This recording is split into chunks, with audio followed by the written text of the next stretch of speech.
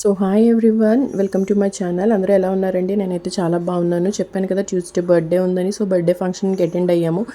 So చాలామంది relatives వచ్చారు. So అందరితో చాలా బిజీగా ఉండిపోయి నేనైతే ఏం షూట్ చేయలేకపోయాను. ఇదైతే బర్త్డే డెకరేషన్ అండి, మీరు చూడొచ్చు. చాలా బాగుంది, పాప కూడా చాలా అందంగా ఉంది. సో ఇది వచ్చేసేమో బర్త్డేలో ఉన్న మెన్యూ అనమాట. ఫుడ్ కూడా చాలా బాగుంది, చాలా బాగా ఎంజాయ్ చేసాము. సో ఈ ఎంజాయ్ చేసే ప్రాసెస్లో నేనైతే వీడియో ఏమీ షూట్ చేయలేదు. ఈ రోజుకైతే ఇదే ట్యూస్డే వ్లాగ్ అయితే ఇదేనండి. సో పూర్తి వ్లాగ్ ఇందులోనే పెట్టేస్తున్నాను. Thank you so much for watching. Please like చేయండి, షేర్ చేయండి, కమెంట్ చేయండి అండ్ ప్లీజ్ తప్పకుండా సబ్స్క్రైబ్ చేసుకోండి. సో మేమైతే ఫంక్షన్ అయిపోగానే నైట్ టైమే మేము స్టార్ట్ అయిపోయాము. నైట్ 9కి బస్సు ఉంటే మేము 9కే స్టార్ట్ అయిపోయి వచ్చేసాము కూడాని. సో మేమైతే ఫుల్గా తినేసామండి, వెజ్ నాన్ వెజ్ అన్నీ కలిపేసి. సో చాలా బాగా ఎంజాయ్ చేసాము బర్త్డే ఫంక్షన్. అండ్ లాస్ట్లో అయితే రాబుద్ది అవ్వలేదు, ఇంకా తప్పలేదు. హస్బెండ్కి ఆఫీస్, బాబుకి అయితే స్కూల్ ఉంది అనేసి మేము వచ్చేసాము.